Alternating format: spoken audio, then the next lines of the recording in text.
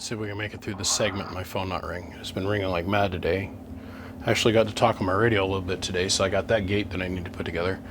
And my only goal, my mission in life today, is to repair this little xforce straight 6 pill.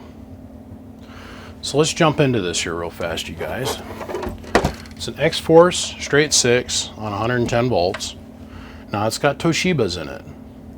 Obviously we're going to do power wire upgrades. Obviously we've got some problems here. Let's focus down in on the cruxus of the issue here. So I have a feeling that this thing has just been cooking itself to death. Why do you say that, BBI? Well, because the top is off that transistor, but the 10 ohm resistor that's here isn't burned. Okay? But this 10 ohmer is. Now, if we go look at this output combiner network, we'll see that this piece of coax attaches to this output transformer, which goes to this network for this 2 pill. The reason I think it's been getting so hot is because this thing has got hot enough that it has broke down the glue that holds the ceramic lid on the top of this perfectly good transistor. I don't know where the lid's at. It ain't in here. Nowhere to be found. You look around all the transistor leads, and this sucker's been hot. Look at all the flux that's cooked out of all the joints. So that tells us this has got the typical xforce issue with it. What do I mean by the typical xforce issue? Well, we've run into this problem before. Arlen developed this screen network. I think it had more to do with cost than anything else. He probably discovered it was cheaper to have this pattern stomped in the cabinet, stippled out, than it was to pay for a fan guard, which are like 3 or 4 cents. The problem with this is that these holes are spaced just perfectly and are the right gauge to do the absolute maximum amount of flow restriction. I've discovered through simple measurement with a freaking windometer, an anemometer, that if these holes are slightly bigger or even slightly smaller, for some reason, it has the ability to pass more air through this space. So this is like making this box with a single little 1/4 inch thick fan or 1/2 inch thick fan. It's got no air movement through it. None. So you've got all the heat of the 3 power supplies, and then you got all the heat of all 6 of them transistors and very little air current moving around inside the cabinet.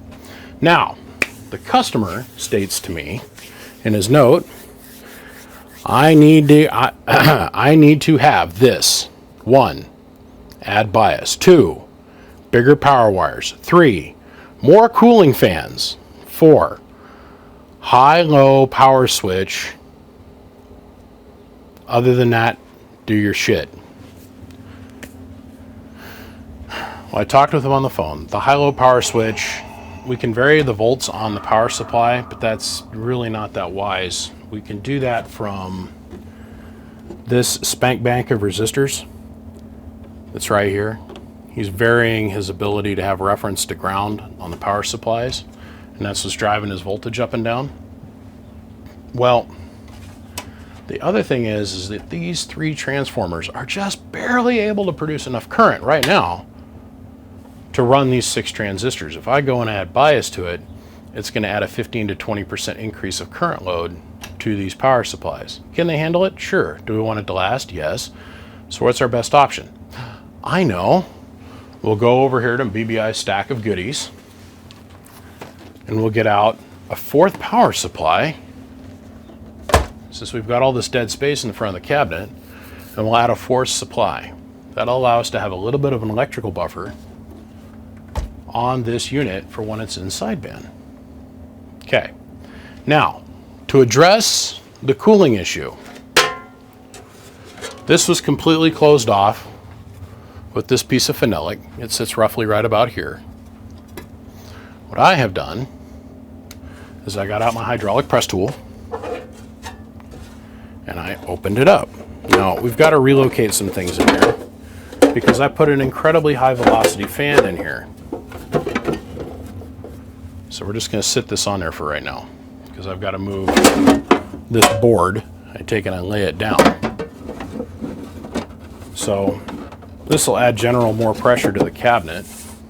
Oh, it actually does fit. Look at that. I'll lay that board down. I don't care. I want to get that RF away from this filtered cover and that fan. I'm going to do the same thing on the back. Now the reason I'm using a filtered cover on this is, one, for aesthetics, but we're putting a brand new Sanyo, and look at how thick this fan is. Way scooching more air than this, and I'm saying this jokingly because Evercool fans do actually work. It's going to work way better than this single Nevercool that's in here. Blades are thicker, RPMs are higher, going to get more velocity, get more air through this cabinet. We're going to do the same thing here. Punch the cabinet out and put a filter on it, so the air that's coming in is going to be clean. We're not going to have this issue taking place. It won't be a filth production on the inside of the box. So I'm going to blow this out with the air compressor. I'm going to remove the Nevercool. I'm going to unmount these 3 power supplies. I got to take one of them out because I've got to tie into one of these and bypass whatever modification he's done in here. I've got to copy that into this power supply, and then I've got to link this power supply to these 3, that we have a matched output voltage level, and they're controlled the same. Once I get all that magic schmew done, then I get to actually focus myself on doing the repair issue. This is a poor design, and I will say this, at least he was paying attention when we started doing the educational videos on these, and we pointed out the fact that there used to be a huge hole down here, right down here. There was a gap between the end of the heatsink, which is right here, in the back of the cabinet, right at the end of the heatsink. So whatever air pressure this thing managed to produce would literally go and run right out the hole and right out the back, and there was zero airflow that would go across the fins. Well, I pointed that out several years ago as something that they might want to think about modifying at xforce if they were interested in doing that.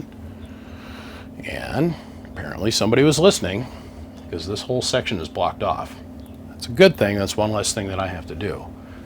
So we're going to lay this board down a little bit, kick it back at this angle. I haven't really made up my mind if I want to pull all 3 of these supplies out and do it that way, because this is a modular design. So we can see here, we can take the whole back of the amplifier off if we needed to. It's just a lot of stuff over here I don't really want to futz with. So increase our airflow, add bias to it, which means we're going to add another relay, which will sit off over here, be driven by, well, this keying circuit will drive that relay, which will drive this relay. And then we're going to come through and we're going to remove these cheap-ass, weak, known to fail, 100% guaranteed going to make your box blow up disc capacitors, and we're going to replace them with metal clads. Those are not cheap. They're $7 or $8 a piece by the time I get them, and after paying for shipping, they're like $9, $10 I got to add. So that's $30 right here that we have to add, just simply because the original manufacturer, whatever. Once again, it's my job to repair the amplifier. I'm not here to talk shit. It's not my thing. So we'll go and pull this transistor and this transistor, this transistor and this transistor. And we ask ourselves, well, if only this one and this one are bad, why do we have to pull the other 2? Well, we got to pull these out, check our gain scale like I do in every single one of these things where I got to replace a transistor. You pull out both of them. That way you can match the gain structure of this transistor to its new partner. It's like you don't want to go and have a gain on this transistor that's got a gain of, oh, let's say like 15, and then go slap a new transistor in here that's got a gain of 100. As this transistor is trying to balance to this one, this transistor's gain is also going to decrease. So I bet you within about a week or 2, this transistor is going to go bad, even though we just repaired this one, and it's because of the gain structure. They're going to pull each other down to match each other. Well, if one's significantly lower than the other, it's going to pull the new transistor, and as it's pulling the new transistor down, its gain structure is also going to be spiraling towards the floor. Its leakage ability, that's what we're talking about, beta game. And it'll eventually kill this transistor as well. Meanwhile, radically destroying this transistor. So that's why we pull this one out. I'll find one that has approximately the same beta gain within 1 or 2, and we'll marry it up with this one. That way they can be partnered. And since this one is popped, the main reason that we're in here today, obviously, it's a big giant screaming arrow. It says pay attention here. Big giant screaming burnt resistor says pay attention to this transistor. This one's bad. I want to do the exact same thing here. I can't just go and slap a brand new pill in that spot. It'd be catastrophically bad. Okay, then we're going to do the power wire upgrades to this thing. So we're already talking about minimalistic amount of current in the power supply section of the amplifier. Why do we want to go make it drink through a straw once again before it gets to the actual device? I know, novel, I know, a novel, I know, it's crazy. It's crazy, it's crazy. So we'll beef this up. We'll add a couple more disc capacitors because there's only 4 on here at the moment. Replace all of these resistors. I want to pull and check this capacitor here on our output, and then also I need to pull and check each one of these 150s and make sure they're up to the snuff, because actually technically too small. And what we'll probably end up doing is replacing those also with metal clad, so we never have to worry about these failing again. It's either a heating issue with a 6-pill, or it's these caps that lose their value. They don't physically break or burn up, but instead of being 150 puff reference to ground, they devaluate themselves. So they'll drop down to like 110 or 100 or less. Meanwhile, the rest of these are balanced at 150. This one's way out of tune. So this whole section ends up taking a punishment. First, it shows up as a little bit of heat here. Well, if you don't have yourself the oversized 5-watt resistors like I like to use, there's not a lot of power absorption that can take place at this combiner network other than just a couple watts because of the tiny little resistors. Anyhow, the imbalance happens. This circuit produces less than the other 2 that it's paired with. And eventually it will kill one transistor and you got a bunch of burned up smoke. So, to err on the side of caution, instead of just once again slapping a new pill in it and saying, oh, it's working, audio, hello, it's working, we've got to do due diligence. So that means we've got to remove 4 transistors and check each one of the output caps to make sure that we're balanced, because this is a known failure issue with this particular style of amp. Okay. See, did I leave anything out? I don't think so. All right, moving on.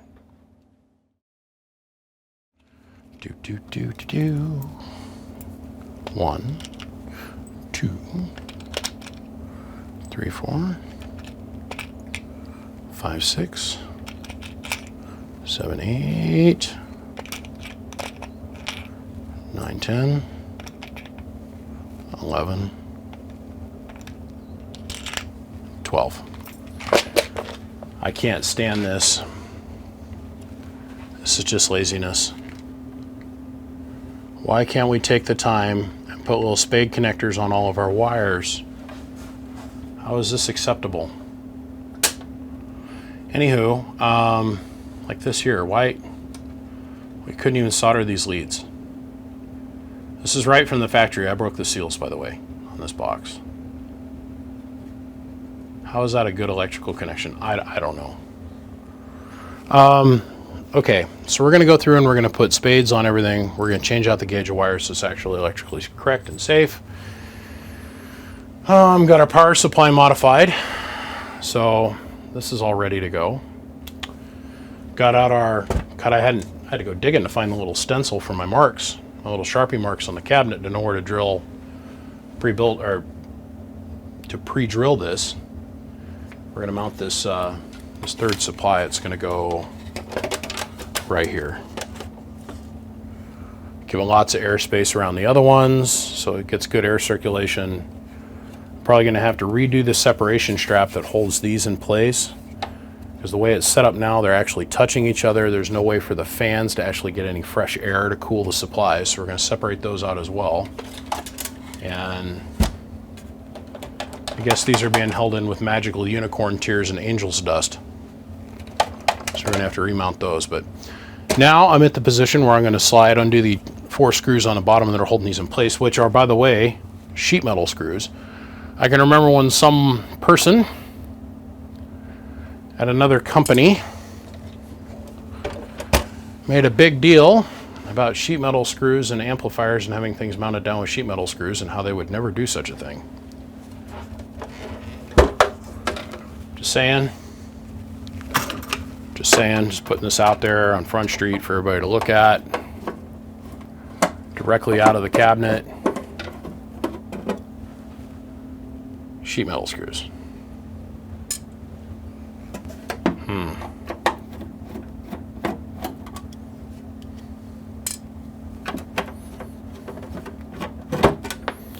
Well, I can say this, some of the solder work is okay. We'll say that. We'll go with that. Some of the solder work is okay. We'll go with that. How about that? But it's okay. This thing's going to be perfect when it leaves here. Or, well, the best that I can make it. We'll use that. Wink, wink, nod, nod.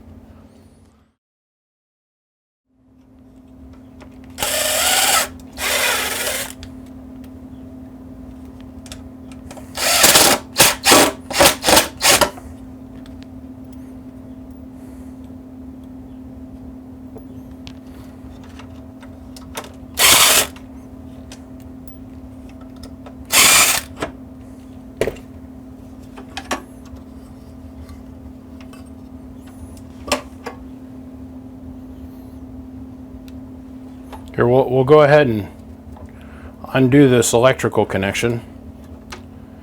And we're going to undo this electrical connection too. Oh boy, that was tough. Didn't even have to get a soldering iron out or needle nose or nothing. These are actually really good fans. The AC line of fans is really good. There's some DC fans that are kind of shitty that these guys produce, but this is obviously used in a very fine high dust environment, and this is after I blew it out, by the way. Blew the whole box out, and this is after that.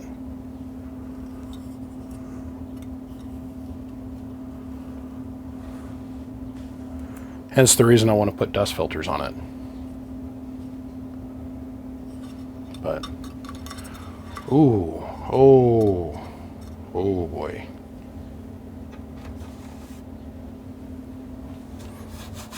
Ooh, dirty.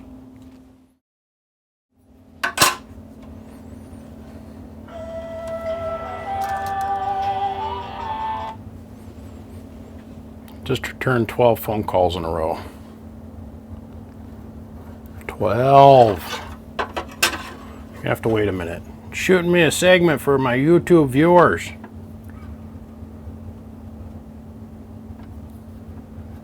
I found I got to do things in steps. Like I can only do, I'll let it get to about 10, 15 phone calls and I'm back, and then I stop everything and I sit and I talk on the phone, and then I try to get back to work again. Otherwise, I just about lose my bacon. You know what I mean? Can't get nothing done. Because the phone calls never come in a cluster. Like, I don't get 5 in the morning and then, 20 at night. They just come in spaced out just far enough to be absolutely annoying. But then again, this is the business to which I've signed my dumb ass up for. All right. So I'm going to need this drill and this bit. Drill bit. Towel to cover electronics. So we get no metal chips in our power supply or in our amp section. Okay.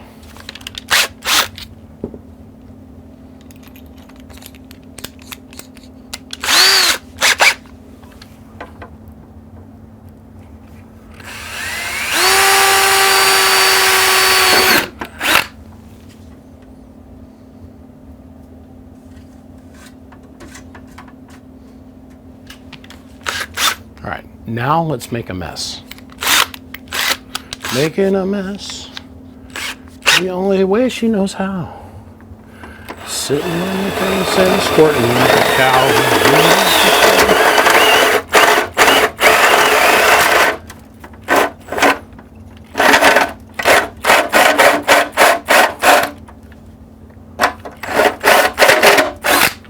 Okay.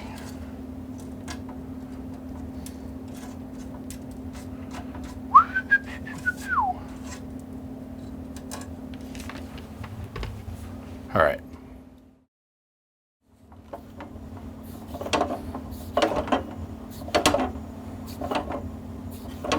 hate this die. This is the one I chopped my fingertip off with. That finger's still not right. It's really annoying because it's my pointer finger, you know. And every time I go to use it on my cell phone, there's something about the tip of that finger that just does not want to make the cell phone work. So when I'm trying to run the phone one-handed, like driving or something stupid, I got to use my thumb, or I got to switch hands on that fingertip. It's not right. Still got a hole in it. It's this one actually. I can't tell until I put pressure on it because this hole into my finger is dead. You guys can scroll back and there's a Messenger M800 that I rebuilt, or an M8. And the screenshot for it is parental advisory, advised, you know. Kind of like what we used to put on rap CDs. Remember that? Remember CDs? The parental advisory sticker is the logo for the video. And that's the one. This is, I was cutting a stainless steel cabinet and I sliced the end of my finger clean off. This is so mesmerizing to watch.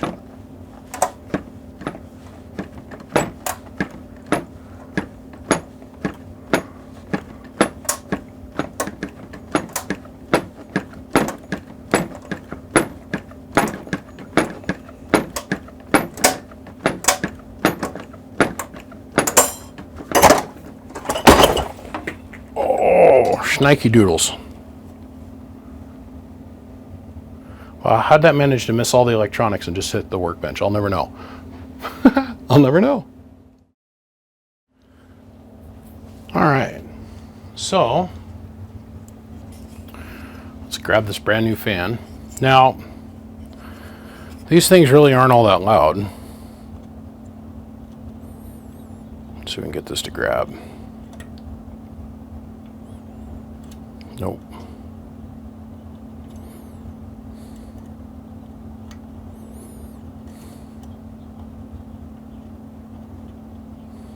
Come on. Oh, it doesn't want to make contact. Hold on. All right, I feel like electrocuting myself today. No, really, I do. Let's do this absolutely the most unsafe way we can think of doing it. I know, I'll do by example. I gotta let it go. I gotta let it go. Oh. All right, so we'll take and we'll twist over our connections here on our leads. Physically hold them apart. Now make sure to lick and cup your nuts, and away we go. These really aren't that loud, but they move a lot of air. Significantly more air than the little tiny Evercool that was in there. So with two of these pushing air in to the cabinet, we're going to put this one on the outside to help it pick up the most velocity it can. What do you mean by velocity, BBI? Well, oh, come on. What do you mean by velocity, Mr. BBI? Well, the power supplies sit roughly in this department, right here. So if I take and I bend all the wires out of the way, look at how much room we have.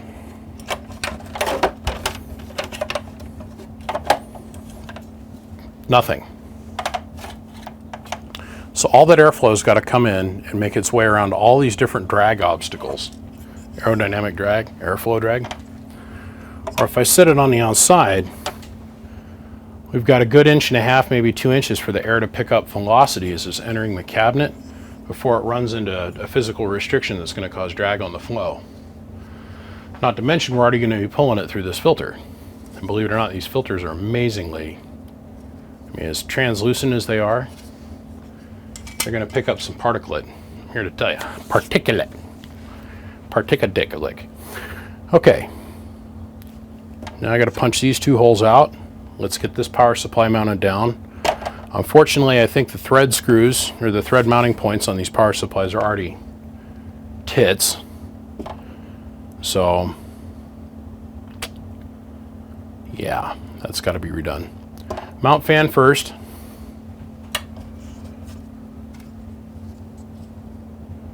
Yep, and we'll just loop the wire back through the inside of the cabinet, just like that. This will work. Okay, away we go. See, I prefer using that punch because you get a nice, smooth, perfect cut. Where if I was to use like a hole saw or get a Dremel out, like I seen a guy cut these in a straight line, you get these huge gaps around the outside of the fan. So, well, this is as far as we're going to take this apart, as like physically tearing it down. This is as far as we're going to get. I come back through and soldered all of our connectors, created positive and negative wires that are all new with the right strand count of wire. Went through and crimped and soldered all of our connectors for our power supply. The only thing I have left that I need to do is continue the 110 volt positive or 110 volt chain for the power supplies, but I'll do this one after I reinstall these. But I'm not to lie to you guys, I started work this morning at 3 o'clock, well, 2:30 in the morning. Couldn't sleep, just couldn't sleep. So I came out here and I worked. It's now 4 o'clock in the afternoon. 14-hour day. Starting to get tired. And this is about the time that I call it quits. So I'm going to go up in the house. I'm going to have some dinner with my family. Spend a little bit of quality time up in the house with them all. I'm going to come out here and we're going to start back at this and we'll have this finished tomorrow. So on that note, gentlemen, through the magic of cinematography, it is now tomorrow. Okay, well, here we go. Everything's pre-wired, and all I need to do is now stack them up inside the cabinet, which is usually funny as hell to actually get done. And it's kind of like watching a monkey try to hump a football when you get these things. You know, put one on in a time, at a time. It's just a cluster F every single time. So, okay, let's do the deed. Yeah. Okay. So, got all our power supplies wired in, which we'll circle back to, but we're going to talk about fans. I just temporarily hooked this one up, and this one is now permanently installed. So we're going to talk about cavitations. Now here is the actual amp, the way it's going to sound. Not that bad. Really not that loud. So I got the screen off of this one, the filter screen off of this one, and what I wanted to show you is this. You see how it's not bouncing or dobbling around, it's actually being pulled down by the fan? Because the fan's actually creating enough low pressure to where it's causing there's no such thing as a vacuum, but it's causing a low pressure and it's pulling the fan down, okay? Or pulling the paper down to the fan. Now if we're pushing too much air through this box, which the exhaust that's coming out of here, out of this end, is radically more than what we had going on with that little tiny Nevercool. If you are putting so much air pressure into the cabinet and it's backing up inside the cabinet and can't come out, it's not going to be able to hold the paper up to the fan. It's going to dance all over the place. As you can see, it's pulling it down as well. Same thing here. Okay, now when we put the guard on here, it changes the pitch of the fan quite a bit. Can't do this with a fan running, or it just spins it around and spits it off. Now, the reason that these guards are so important is obviously this thing is getting used in a really dirty environment. And the idea is that the particulate's going to get trapped on this grill, on the actual foam guard itself, and not get injected into the amp.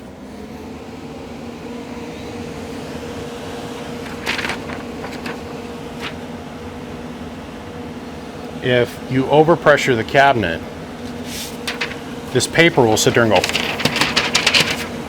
is air is blowing by the fan. And what we've got is just the perfect balance. I would say we've got 4 times the amount of air now moving through the cabinet since we doubled the volume of the fan and we've doubled the number of fans. We went from 1 to twice the thickness, 3 times the CFM on the fan ratings themselves. Plus we doubled that by 2. There's 2 of them in here, one on the lid and one on the back. And it is moving air. Let me get my pom-poms out.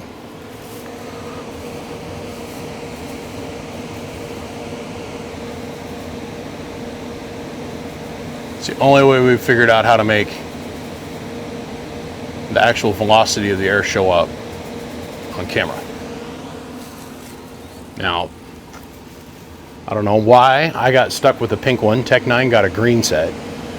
We have a fan out there, a friend of the channel, I guess would be the best way to put it, that sent that in. And it's a good visual demonstrator. Another good one is vape smoke.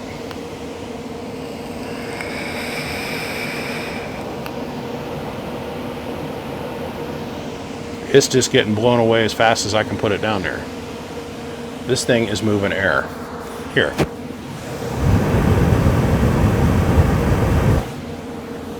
I don't know how else to describe it. All I can say is I've only had one guy, his name was Vernon, great guy. Vernon had a 6-pill that we couldn't stay on top of. And I couldn't understand how he kept burning up this 6-pill. I went and I put a bigger fan and bigger fan and bigger fan, and every time I get it back here, the thing just looked like it was cooked. I'm like, what are you doing down there, Vernon? Put the power supply external, and then I heard Vernon talking on the radio. We actually got skipped with Vernon, and Vernon was chink. Well, good morning, Jim. I just thought I would come out here today and see what was going on, and 10 minutes later he'd come off the key. Shit was getting so hot that we physically couldn't get enough air through the cabinet. So I went and I put a 750 CFM or 1000 CFM Daikin rotary blower on the back, built a retro plate for it, and then I built a copper channel that blew air across all the components and then forced the air to wrap down around and come to heat sink. And it was like a hurricane. And finally, after we did that, I was able to move enough air to where it stayed together for like 3 years. I hope Vernon's still with us. I ain't heard from him in a long time. I hope he's still with us. But this is a massive improvement over what we had going on before. So, let's go ahead and shut this down. Let's go ahead and unplug this. Let's go take a look at the inside. Whoa, come here. Come here. All right, so we've wired everything in, tied everything down, everything's tied off. And so now we got our power distribution going evenly to our distribution bar. And the way this is set is that each bank can drink off of at least 2 power supplies at one time.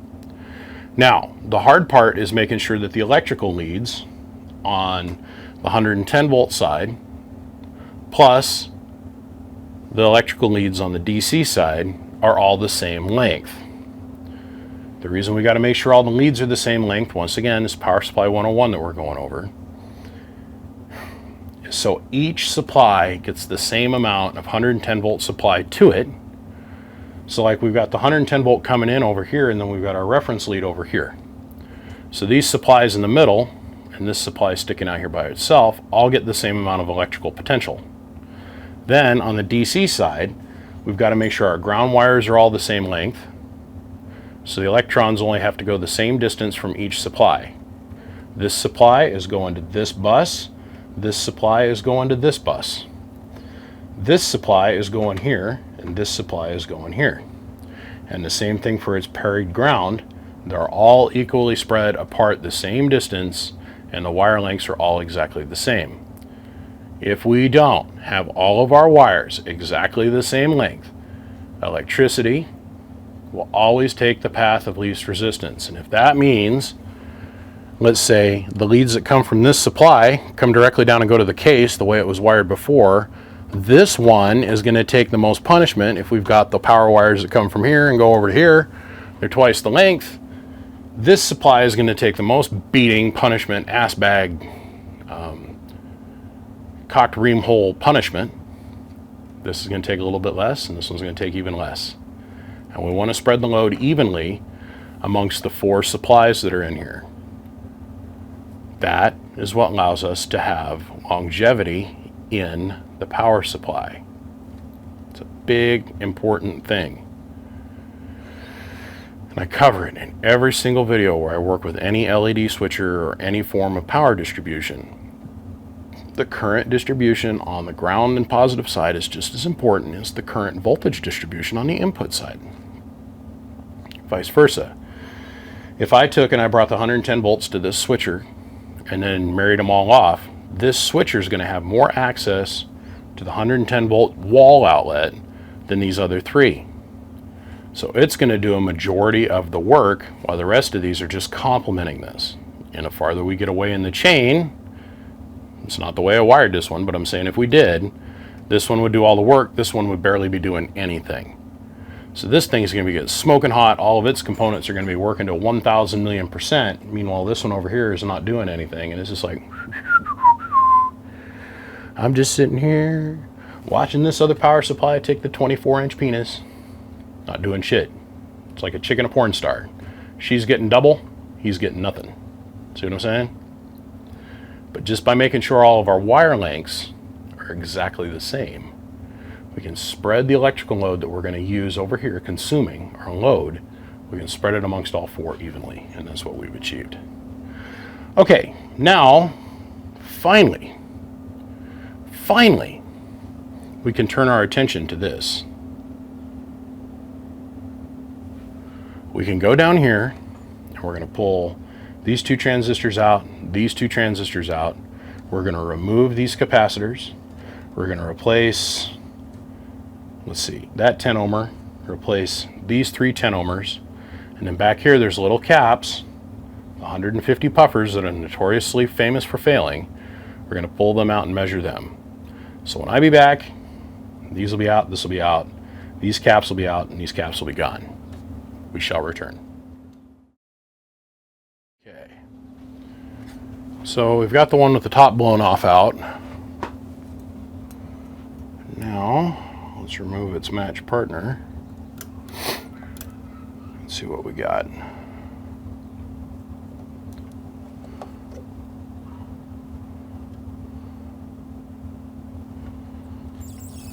This solder has been so hot.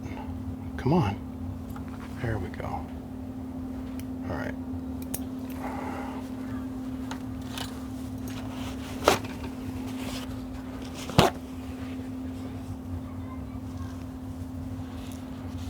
Let's see what we got. Now in theory we got to let the transistor fully cool, because just the temperature change of desoldering and soldering it will cause the gain to change. But we'll get pretty close here. It's got a gain of 29. 29.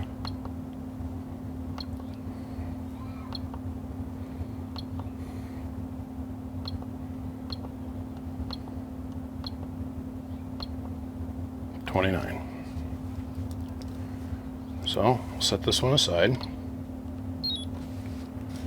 And now we'll remove these 2.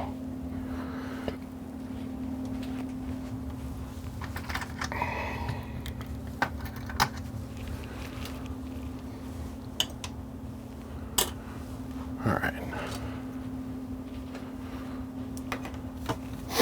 Let's expunge our tit on our soldering iron.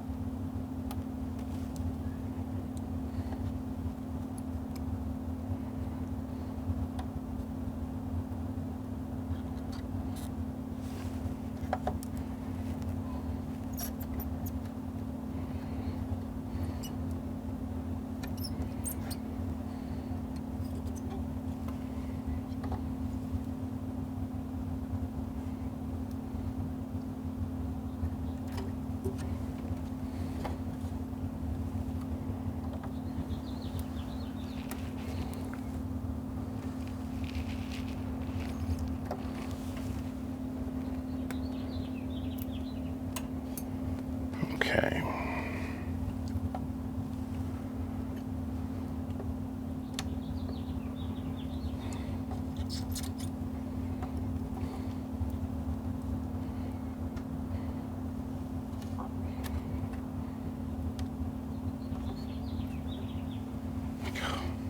Thermal compound? Shit, Harlan. All right.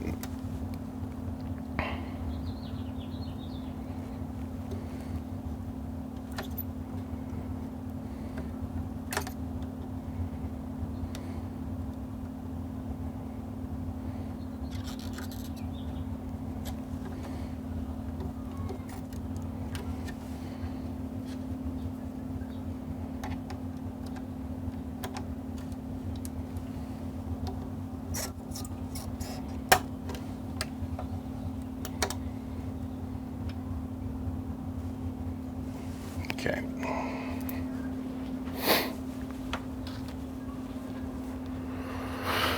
Let's see here. What do we got? What do we got? What do we got? What do we got?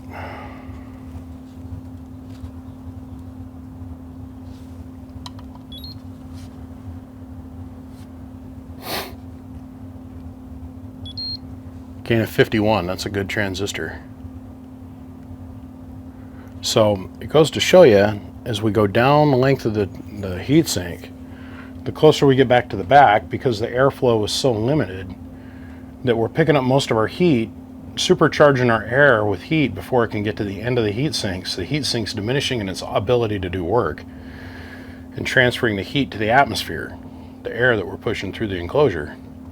Hence the reason these transistors are at a lower gain than the transistors that are up here, and this one was married with a dead short.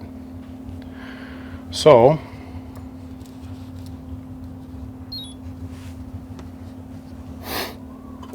one of these is a red dot. Did we catch that? All right, let's check this one here, the one without the top.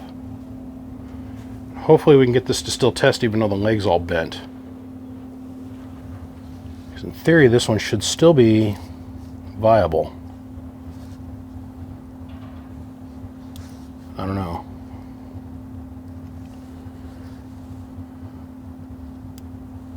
All right, let's see what we got going on here.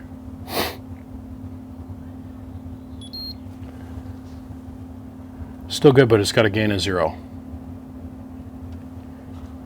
I bet you it was higher than that when it was in the box, but with no lid, we can't put this back in. And even if we did have the lid, we couldn't glue the lid on and actually trust it. So, okay, now we know where we stand on all the parts. I got to find a matched used transistor of gain of 51, and then another gain of 21. So that's where we're at with that. Let's see what we got going on with our output capacitors. Guys, listen to me. If you got an xforce amp, it doesn't necessarily mean it's bad. If it's got a gray label on it, that means it was built by Carl and the crew way back in the day. And the components in it are all standardized and high-end. Okay. Now, if you got a blue label amp, I implore all of you guys to take the lids off unless they've been here to be repaired.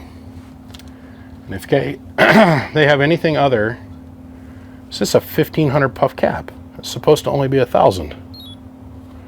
It's 1545.1. So that's a 1500 puff cap. I implore you to look. If you have any other cap than a metal clad cap over your output transformer, you need to get them changed. It's a 1530, so there's only a 15 puff difference between the two, but it's still 500 high. Goddamn Harlan. Okay. That's 1,485. So we've seen, what, a 25% variance? And these are the caps that were sitting here on the output transformers. So we're just going to go ahead and throw these away because we'll never use them in anything ever again. Yeah, these are 120. That's a good sign. Okay. Now let's test these capacitors on the output side. Okay.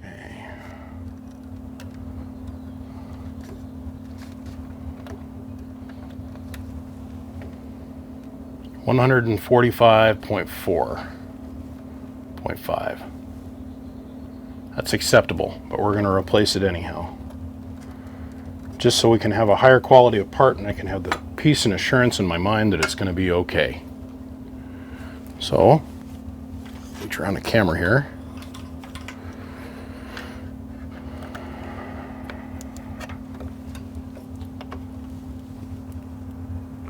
So like I was saying, if you've got an amp that does not have metal clad capacitors here on your transformers, they need to be replaced.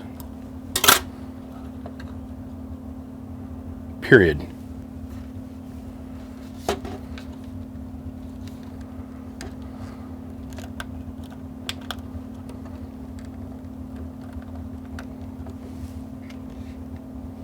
This one's 149.5. Still good. Like I said, we're going to replace it so we can sleep at night.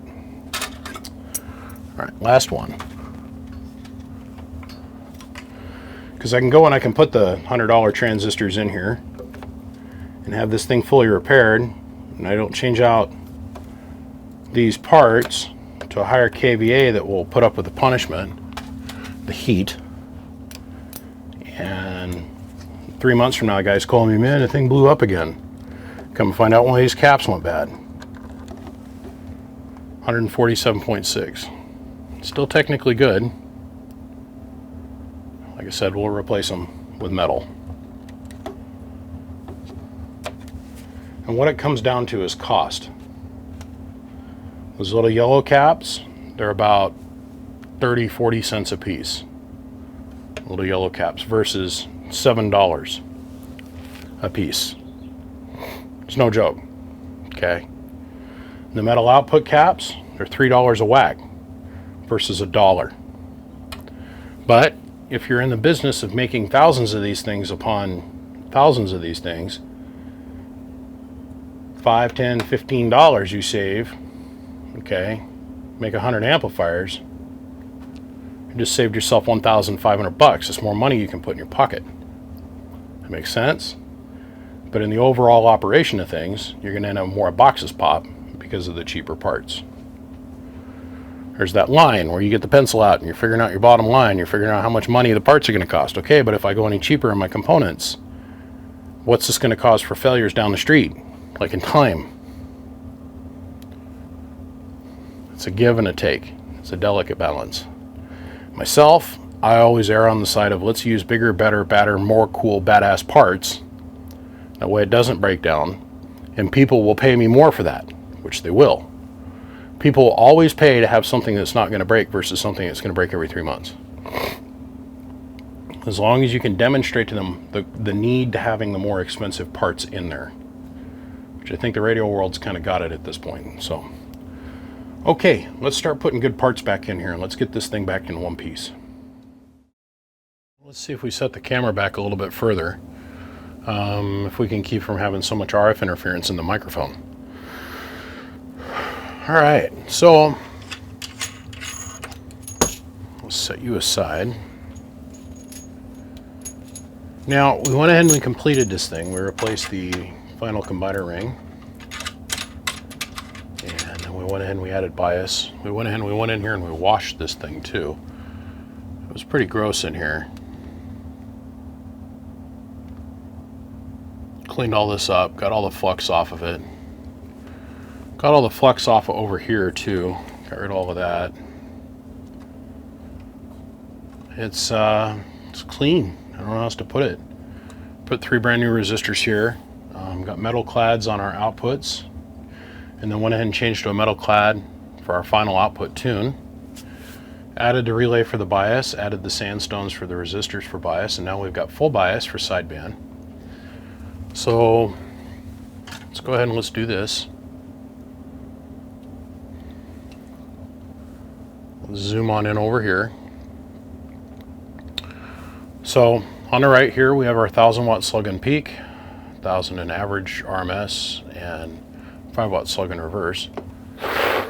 Hello, audio. We're just going to tickle it with about 20 watts worth of power. Hello. Nice nice solid 550 watts plus. 20 watts going in. Our input tune, it's a 5-watt slug and reverse, by the way. Nice and low. Now I'll come back down over here. Let's go back this out a little bit. 1 2 1 2 1 2. 1 2 1 2 1 2. So sideband delay off. Sideband delay on.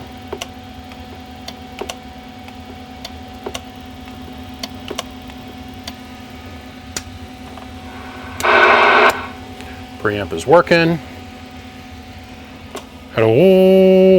Okay, so let's take the 2950 out of the equation. We'll hook up the 490.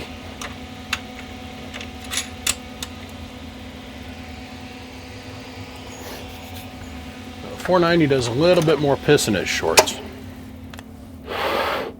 About 150 watts, 160 watts, however you want to look at it. Audio. Lays it in the corner. So we'll go up to 2x. Don't forget right there between the 30 or the 40 and the 60. Let's go up here. Between our 40 and our 60 mark there on our 1000-watt scale. Or, pardon me, 40 and 60 here is 1000 watts. 1 2 1 2. 1 2 1 2 1 2. 1 2. 1 2. 1 2. Nice and low on the input tune once again.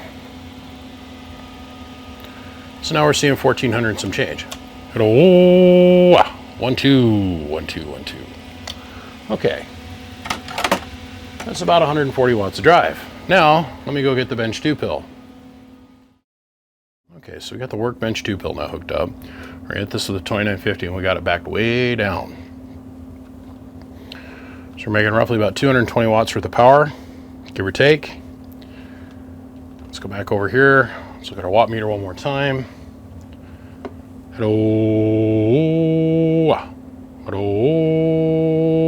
About 220 watts worth of power.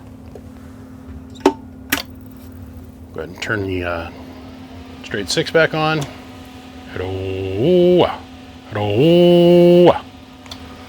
Lay that sucker over in the corner. This whole time we've been running this without any air flowing on it, so I'm sure it's starting to get a little bit warm. But, once again, we're looking to hit that 80 mark on the bottom scale. That's 1600 watts, 1600 watts. We're going a little past that. Needless to say, it's performing better than it should. We've got great input tune, great output tune, preamps working, everything is just screaming the way it should. Let me put the lid on it. Let's do the last test.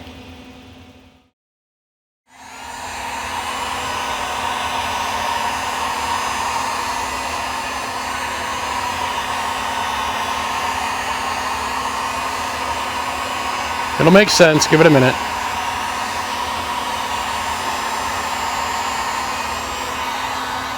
Give me just a minute.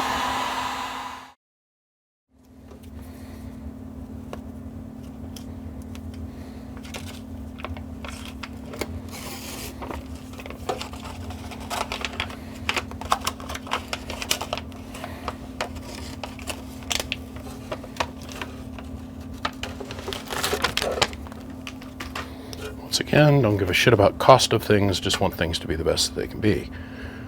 Okay, so we're going to lay that about there. And lay that about there.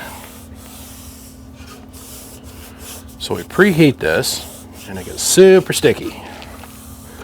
Now this is HushMat Extreme. And the reason we're doing the HushMat Extreme is because one, it's going to add density to the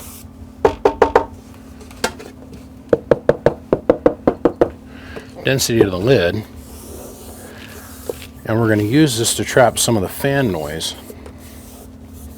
because this thing is just going to vibrate like a snare drum head with any noise that's attached to this metal bodied fan. All right. Well, now, because we've got hush mat on it, all them little lower end waveform or high end waveforms that the fan's going to produce now get absorbed in order to help it be quieter. I know, it's the little things no one gives a shit about. I know.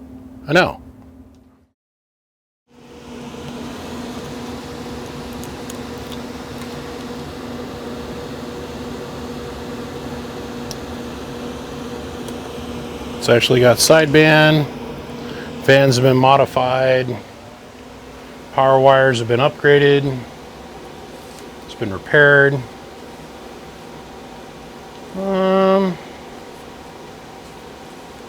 That's it, Mr. R. I think you're done. I'm going to call it.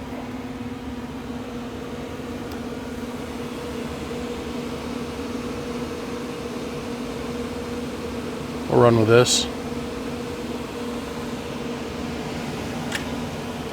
Hello.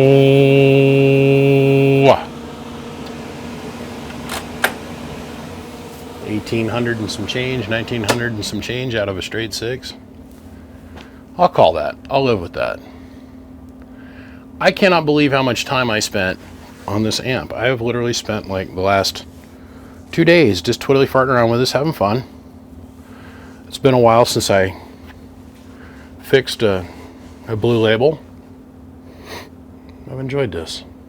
It's a nice relaxing day yesterday and today. Well, man, I hope you have fun. I hope this lasts you a good long time. I'm sure it will. Try to keep your drive around less than 300 watts if possible, peak power. That'll probably be our best move. And it'll continue to stroke for you for a long time. Please don't be like my friend Vernon. Love that guy like the day is long. Smart gentleman. Guys have been there, done that, seen that, got the t-shirt, maybe even seen a war or two. Nothing but love and respect for the man. Don't be staying on the hammer, telling everybody what the dog ate for lunch. Give it a minute to breathe. Don't block up all the air surfaces, and maybe once a year you might want to take these off and our little fan covers, the one here and the one on the back. Take the little fan covers off and blow them out with the old air compressor. If you're going to wash them in warm, soapy water, rinse, and then let air dry. Okay, well, gentlemen, on that note, big shout out to Excess Power, big shout out to Siglant, big shout out to Bird and Coaxial Dynamics. And gentlemen, thank every single one of you. I don't know what the next video is going to be about. It's going to be one of these 4 that's sitting over on the shelf. So that's where we're headed next. Only God knows where I'm going next. I'll see you guys. Appreciate every single one of you. Bump. Bye.